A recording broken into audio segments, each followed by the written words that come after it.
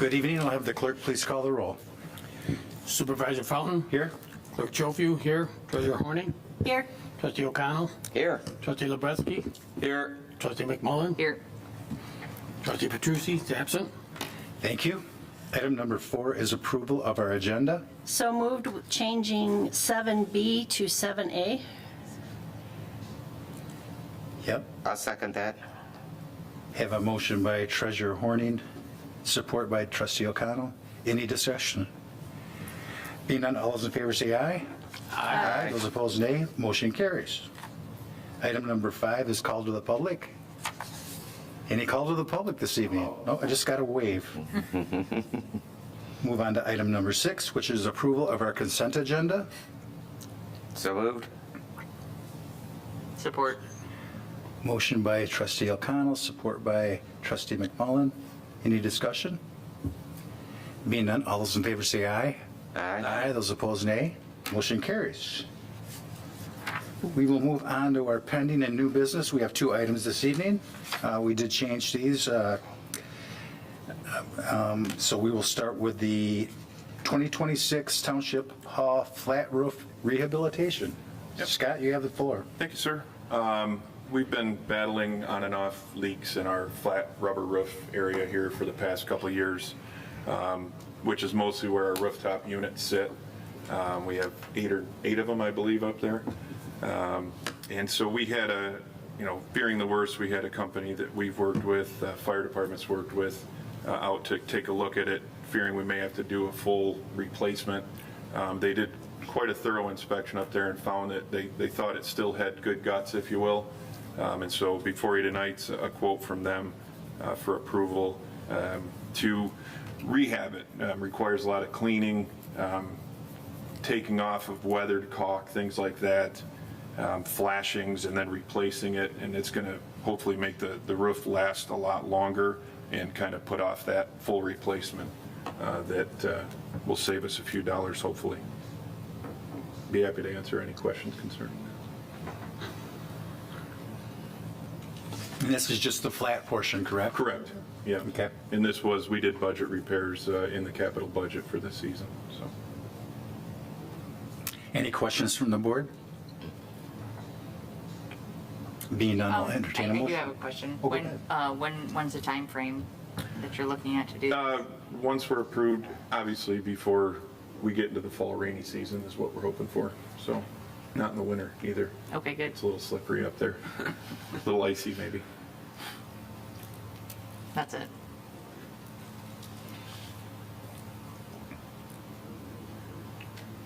I'll entertain a motion. I move to approve quote from Roofing PD to perform cleaning and rehabilitation of the Township Hall flat roof for the amount not to exceed $15,165.84. Support. Motion by Trustee O'Connell, support by Clerk Schofield. Any other discussion? Being none, all those in favor say aye. Aye. Those opposed, nay. Motion carries. So if it's okay with the board, we could do board reports. Make sure that they last about 10 minutes or so, because he's not going to be here for 10. We start with Treasurer Horning. I really have nothing tonight. Nothing?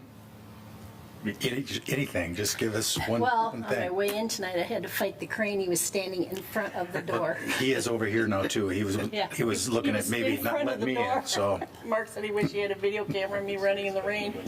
he just walked by over there a second ago. Raining, so she ran to the door, we were running together. That was fun. I thought it had a broken leg because it's sitting there with it just on one. No, leg. he's good. They're They here run every around the day. building all day. I had to wait for him this morning. I had to wait coming in for them to cross the parking lot so I could go park. They live here. Yeah. Okay, Trustee O'Connell. I have no report. Brett Lubeski. Well, Big Boy is knocked down, and Chick-fil-A seems to be making good progress on the site. So, that looks good from the outside so far. I do have Okay. something. Just a notification for those who don't have Heartland Living app. Beginning July 23rd, single lane closure on northbound US 23 will begin as they prepare to put the new beam. Overnight closure on the 24th and 25th, Thursday at 11 p.m. through Friday at 5 a.m. Northbound 23 and Kraus Road will be fully closed while they install the bridge. Yeah, the way I read that today was they're going to close the bridge completely going across the bridge itself. And then again, I thought it was going to take them 2 nights.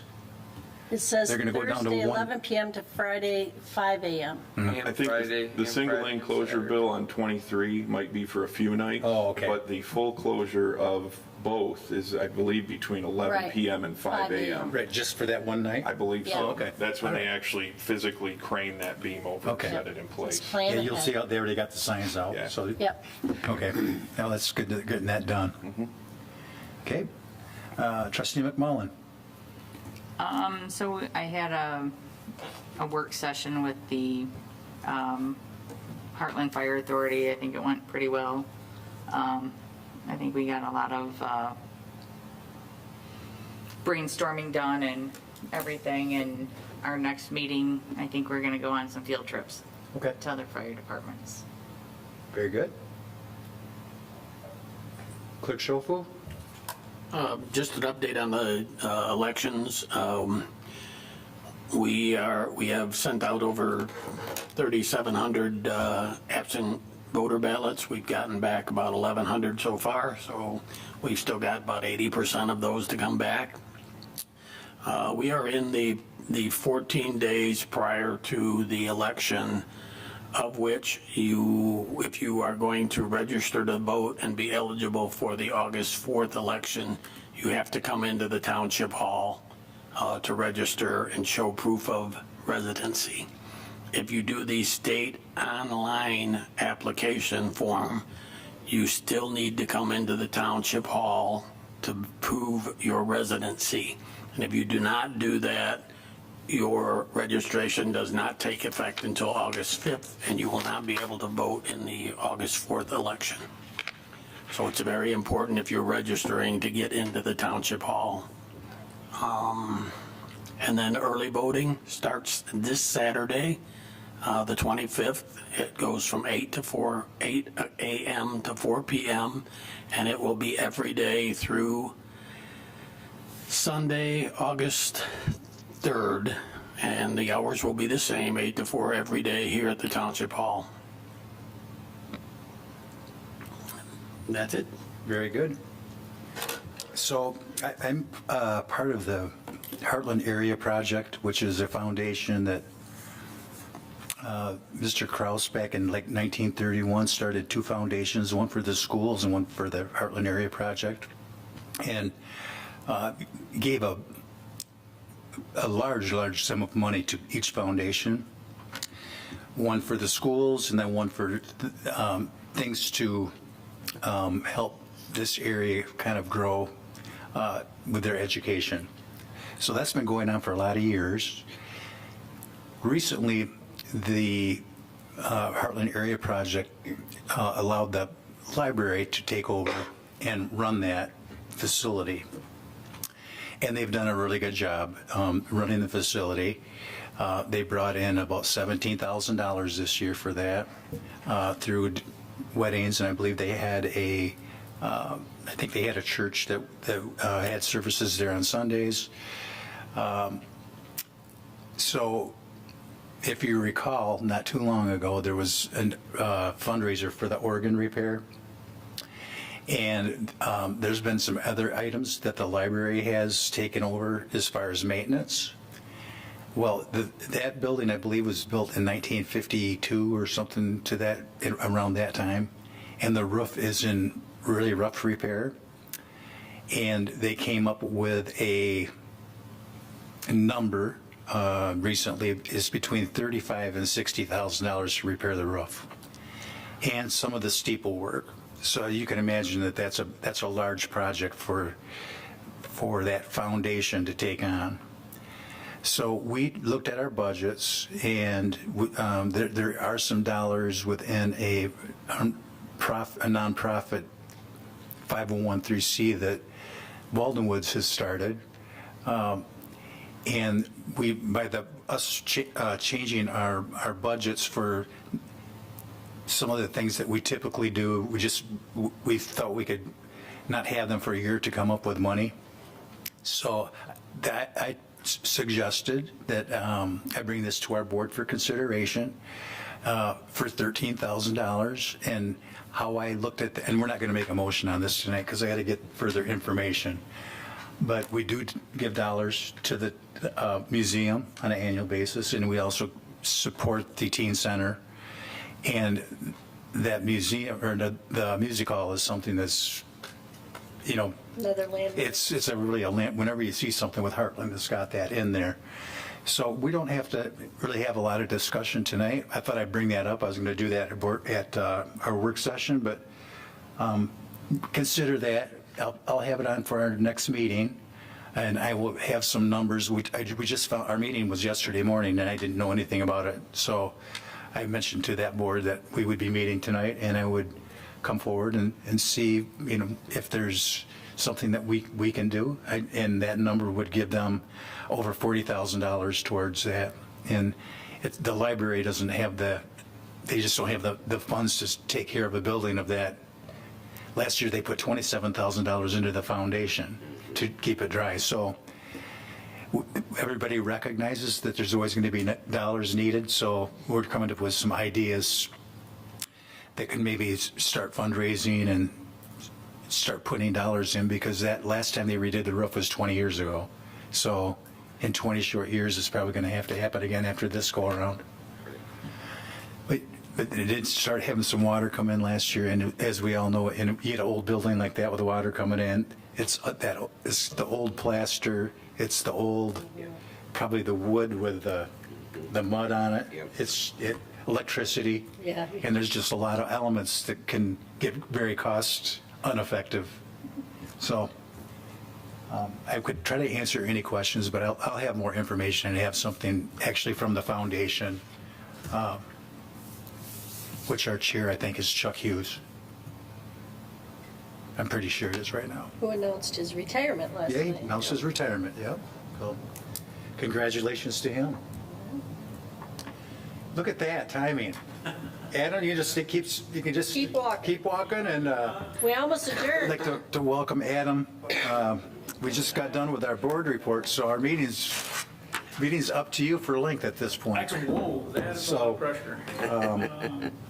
So you have the floor. Thank you, sir. Appreciate it. Thanks for, I'm not sure you approved tardiness, but anyway, we had a little training issue with one of the boats, needed to get the trailer back in position, but got that done, everything's good. So, the idea here was an update on kind of fire service stuff, what the fire department's doing, that kind of thing. We're pretty active in the summer, a little busy training right now. Tonight, as I mentioned earlier, we're doing some surface water rescue stuff, both trauma and plain medical, and then just plain dealing with watercraft type stuff. It's a fun training, right? It's early. The folks that are newer to us think it's really cool because we get to get in the water. And then they do the training and they go, wow, that was a lot of work. So it's a little bit of a learning curve. It's certainly nice to get in the water, but more importantly, they do spend a lot of time going through skills and drills on how to deal with water emergencies. So that's part 2 in the water is going on right now. So for us, the balance of the busy summer, I suppose, is certainly a lot of work on the millage. Some work on the station committee stuff, some working with the county on, and I'll try to go at these one at a time. Hey, Adam, can you pull your mic closer? Yeah, sure. Working with, it's probably the easiest to start, I guess, at the county level and work our way back in. So there's a couple of projects going on for Livingston County Public Safety by Livingston County in general. One of those is CAD, or computer-aided dispatch. So the county's been on the current CAD product for quite a long time. It has been barely adequate for quite a while. From the fire service side, we don't, we would like a nice CAD, but we don't really contribute any money towards it. So the 911 surcharge dollars pay for that software. So what we care about is the records management system, which we have our own. So when there's conversations on moving CADs, we're certainly interested parties and we put our opinion in, but at the end of the day, it's really pretty heavy influence from the sheriff's office and from county EMS, who are very heavy CAD users, and their records management is driven by that CAD data, where ours is not. So a little bit different relationship with the product, but we're going through that, and it's been quite a few months, so hopefully that's nearing an end. The big benefit we get out of it, honestly, is just the whole concept of mobile data. So it gets us into extraordinarily accurate mapping, good call information and notes, and routing and rerouting options. And we can put what we call premise information in there on maybe facilities that have specific hazards or specific concerns, or things we just need to know about. They'll have call histories in them, so we can kind of look and see, when an address comes up, we don't exactly remember every single address we've been to, but it will give us kind of a quick reference of, hey, here's how many times what the call type was. So we get a little feel for where we're going. So that one continues on. The big one you've heard us talk about probably on and off for, I'm not sure. It's been a while. We've been a proponent of, Livingston County has had one 800 megahertz tower in it since the inception of the statewide system in the late 90s.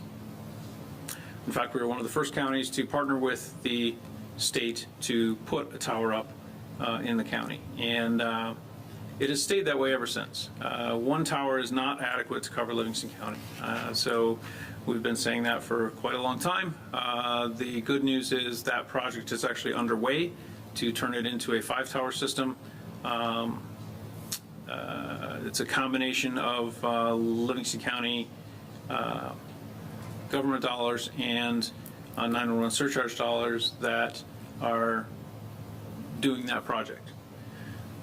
They are to the point now where we would basically call it a shovel-ready project, so all of their engineering is done, all of the site locations are locked down, and they've done their kind of microwave backhaul studies to make sure everything's actually going to work, and at least on paper, of course.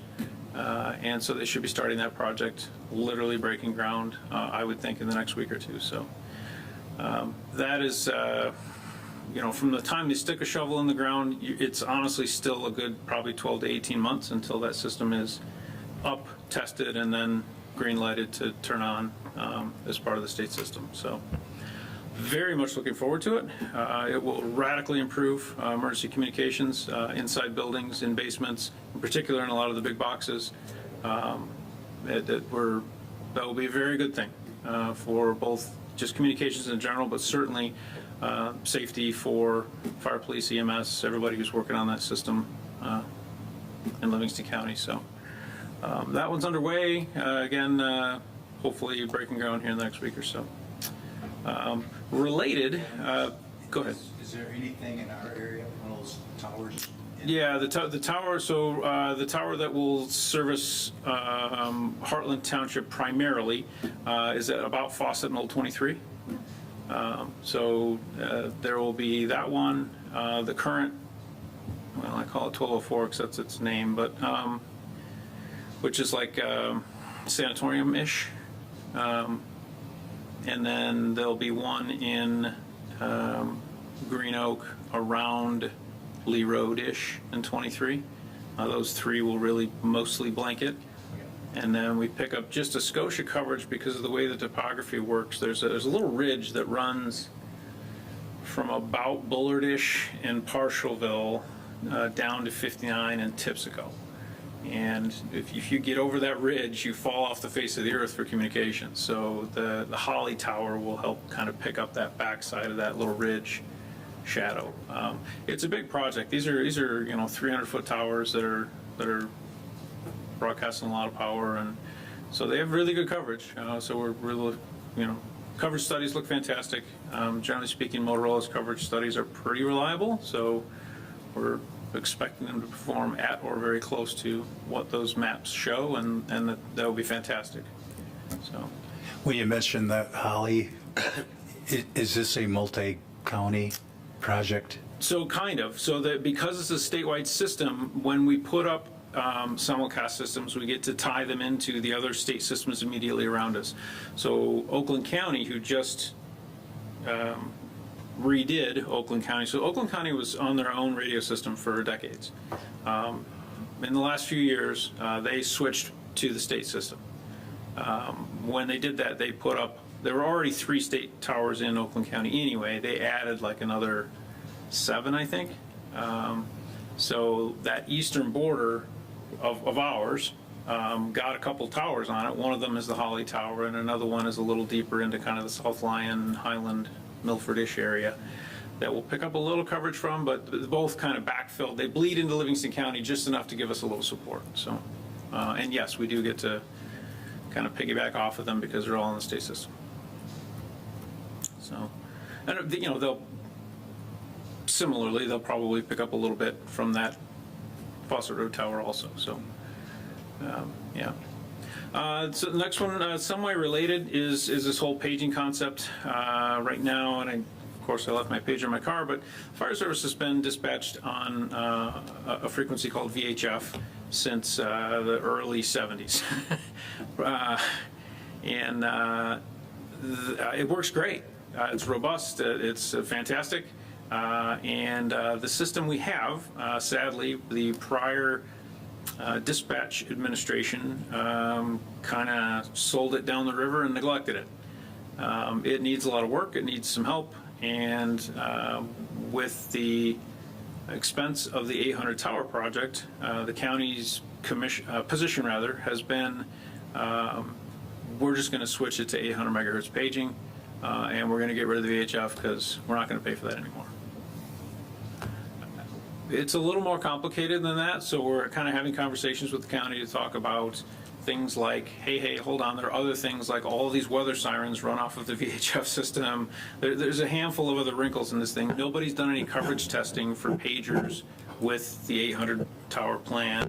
There's some other steps we need to take first. We can certainly look into that, but slow the roll just a little bit here. The flip side of that, the good news really, is because that tower project is going to take another 12 to 18 months, we do have the time to go out and do that work and figure those things out. So some of that stuff has already started. They're doing a little bit of kind of test modeling in and around the existing 800 megahertz tower to try to create a little bit of a coverage footprint. And then if we duplicate that across our coming sites, what does that look like? That kind of stuff. So we'll see. I don't know. VHF isn't quite as robust as, 800 isn't quite as robust a signal as VHF. So it's going to be a little more sensitive to, subgrade buildings, all that kind of stuff. But we'll see. If it works out, great. If it doesn't, there'll be some hard conversations to have with the county to try to figure out what to do with that. And then even if it does work out, the trick is going to be what do we do with the weather sirens? Because, you either leave them on VHF and we just leave, that's the only thing that stays on VHF and everything else goes, I don't know. Well, there has to be a solution in there somewhere because we can't just turn off all the weather sirens. Oh gosh, so countrywide projects from there, I think we're pretty good. EMS, you've noticed, has done some moving and shaking. We've actually got a little bit better coverage in Heartland than before based on the following. They built 3 more bases in rural areas, none of them anywhere near here. One in Fowlerville, one in kind of Putnam Unadilla, and then one in Cohocton. And however, what that did is change that. That's 3 more full-time ambulances that went in service with those new stations, and caused them to change their staffing model a little bit. So they have this thing that's called 900 cars. So really what that means is it's not a full 24-hour car, but it is a full paramedic vehicle. So it's a full ALS ambulance with 2 paramedics on it. They would usually sit point. So Heartland had the car that's called 916. It would sit point anywhere from Target to Speedway, just kind of hung out on the 59 corridor there and did what we call sitting point. It didn't have a base. It wasn't assigned anywhere because it wasn't on a 24-hour shift. So it would come on for a 12-hour shift maybe, sit point somewhere, run calls, and then go back to the main base in Howell and turn the rig off because it wasn't continuing on until the next shift. They've done 2 things. One, moved those to 16-hour cars and pushed them into bases. So that 916 car now is in the Parshville base for 16 hours a day. It's missing basically that 8-hour overnight window. And I want to say it's 11 to 7. But other than that, of course, if they're out on calls, they're not there, but there are 2 ambulances basically assigned, which is fantastic. Where we run into struggles with available ambulances is the transfer work. And not to get too far out in the weeds, but one of the fallouts of these hospital systems that have created over the years is they are using emergency ALS ambulance services as taxis. They are using them to do interfacility transfers between hospitals and paying them to do it. Well, if you do enough transfers, you're not available for emergency work. So, or if you do too much, I suppose. So it's always a struggle to try to find that balance. Of course, always easier to take the scheduled transfer that you know you're going to get rather than waiting for the emergency call that you may not get. And I'm sure that's a wrestling point they have. So far, I feel like they've balanced it fairly well. But it's certainly one of the things that we watch out for and get concerned about is how often are you at what we call status 0, where there's no available ambulances, or we're getting sent far more routinely because the ambulance is delayed because it's coming from much further away. So those are the types of things that we kind of keep an eye on to try to measure whether or not they're staying available for emergency service work like they are expected to do by certainly the Heartland residents, but Livingston County residents in general. Yeah, moving on from that, we have 3 engines in service right now. The 4th one actually sheared a couple of teeth off the pinion gear in the rear differential, which is an astonishing feat. I've never had that happen before. I don't know how you do that. That is a really thick piece of steel, but the gear is in. They're putting that in. I think they're just doing a little bit of PM work, and we should have that engine back maybe late this week, if not first part of next week, which will take us back to a full 4, which would be great. So aside from that, apparatus-wise, we're whole, which is great. Apparatus out-of-service stuff is always a challenge and a concern. So let's see. Beyond that, the big one, of course, question of the day. We've got millage vote coming up on August 4th. Millage committee's been hard at work on that. A lot of stuff. We've been a lot of places. Everywhere from farmers markets to subdivision association meetings and/or events to, we did this really. Did you guys see the water slide thing at Floodgate? So if you go to Floodgate's Facebook page and dial back a little bit, there was this massive water slide we created, and they created out of plastic. It's got to be, I don't know, almost as wide as this room, and then goes downhill. And we watered it using the ladder truck. Of course, we could get water up above it to splash on it, and it was a great time, and they had a lot of fun. But some of the events are fun. All of them are used to be educational, right? So we have an opportunity to talk about millage stuff. We do. So there's been the farmers markets, a couple of the public events like that. In fact, we've got a block party, I think, coming up in Mill Point this Saturday, maybe? I think it's a Saturday. There have been coffee with the chief, which I have not got a lot of response to. Didn't expect a lot. Who would want to come drink coffee with me? And we did a couple of online things where we just made a virtual opportunity for folks to connect. And again, we had a couple people dial in for those, but not a lot of questions. A lot of supports. The folks we've talked to both in the virtual ones and at the coffees, and at least out in the public in general, have been very supportive. Actually, we've started to get a handful of kind of walk-ins and call-ins over the last week or so, and I suspect it's because of a little bit of the commenting that's been going on the social media stuff and probably the signs, but have generated a couple of folks to kind of call us and say, you know, hey, what does this really mean? So that's been nice. They've all been very supportive and very positive about it. They just, you know, want to clarifying questions, and we talk to them, and away we go. So the signs, they are what they are. They're it's such a slippery slope. I'm certainly a huge First Amendment fan, but by the same token, they don't meet the requirements for a sign. So by law, should they be removed? Yes. Should they be removed? That is a whole nother political question that it is way above my rank to figure that out. So we are far from fine with them, but by the same token, I get it. I wish those individuals would just come talk to us. They won't. I've reached out, left a voicemail. He doesn't have any interest in talking to me, apparently. But the other couple of folks, if you've been paying attention to social media with the negative comments that just continue to be negative no matter what you say, they aren't real profiles. One of them, I think, one of them I'm confident doesn't live here. He lives in Flint. And the other one, I may live here, but either way, is always, this is the individual that at some point back in social media land, when we had a challenge with weather sirens where they got left on for like 30 to 40 minutes almost, and finally got them shut down. It was a communication issue between us and Central Dispatch and a handful of things. And anyway, we got on social media and tried to say, hey, we're really sorry about that. Here's what happened. We're working to fix it. And I was personally accused of hating dispatchers. And I'm like, what? What are you talking about? I couldn't tell you how much I've done for that center and how much I appreciate dispatchers. But anyhow, that's the fun of social media. I don't, there's, what are you going to do? So.